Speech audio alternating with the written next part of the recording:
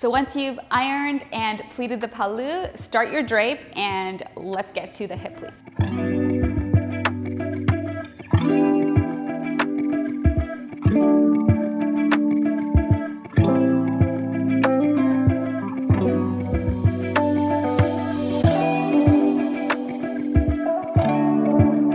For this first method, what you're gonna do is you're gonna put the pallu over your shoulder like you normally do.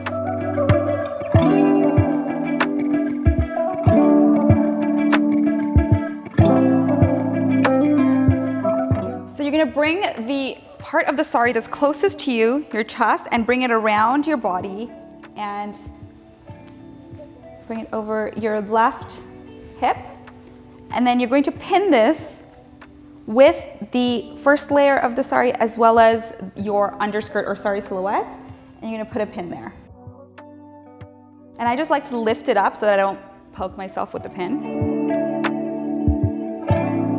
This next step really depends on how wide your hips are. So it's gonna differ for you, but for me, it's about, I wanna say like 4 to 5 inches from that pin.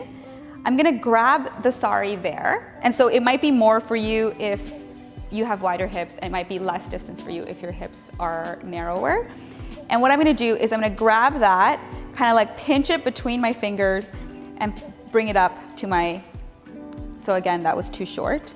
So what I'm gonna do is like go out a little bit and just pinch and bring it up. Okay, I feel like that's too much. So I'm gonna start from like kind of like in the middle, Goldilocks middle, and bring it up like that. And as you do that, you'll see that you've created a few pleats here. And once you're done pleating the rest of your pleats, you're going to fan these out so they look good. So for now, what you're gonna do is take this little piece of fabric here, and you can tuck it in, and what I like to do is I just like to add another safety pin there, so it's nice and secure.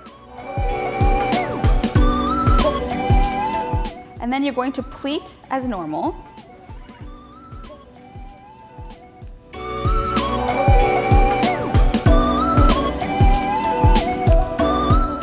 And you can definitely fan out these pleats at this point, create these pleats on your hip. Okay, and then once you're happy with the hip pleats, you can stagger your middle pleats. And that's pretty much it. And that's method 1. So again, you just pin and then pull and pin again, and you define your hip pleats. Now let's go on to method number 2. Method number 2 involves creating the pleats right here and pinning all the pleats together. So what you're gonna do is kind of create these pleats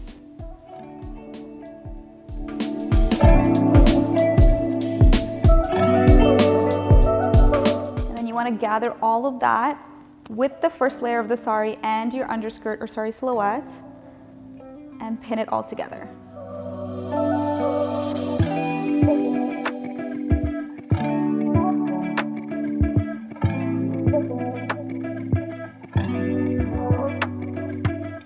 I find that method 2 works especially well for your starchy cottons or those materials that are super stiff and won't stay in place.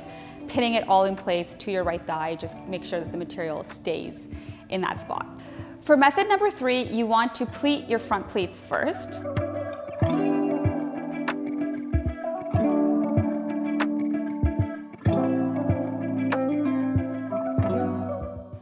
Once you're done pleating, you want to stagger your pleats and then pin them together before you even start your hip pleats.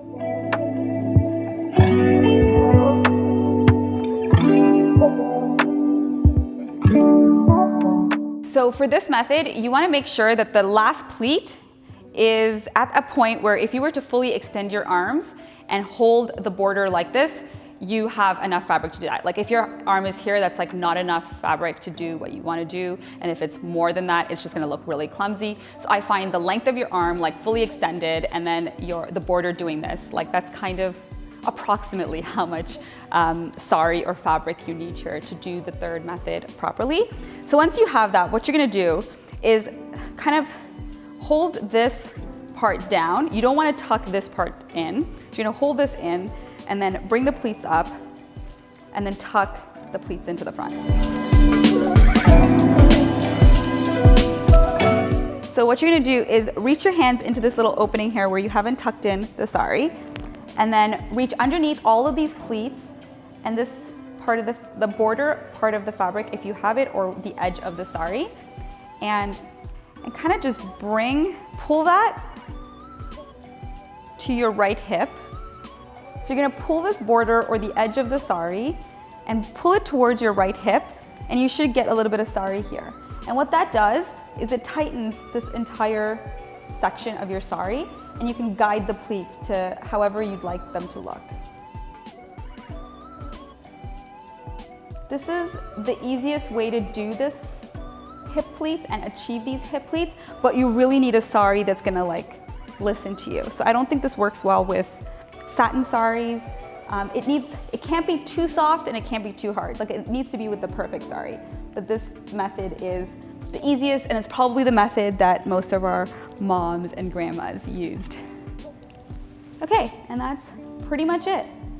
I highly encourage you to learn and practice all three methods, and then when you go to drape your sari, practice all three of them and see which ones you're more comfortable with. Also, depending on the sari you're draping, you might find that one method works better than the other. I hope you enjoyed this video and found it useful. If you did, give it a thumbs up. Leave any questions in the comment box below. I absolutely love reading your comments. Subscribe, and I will see you in a future video.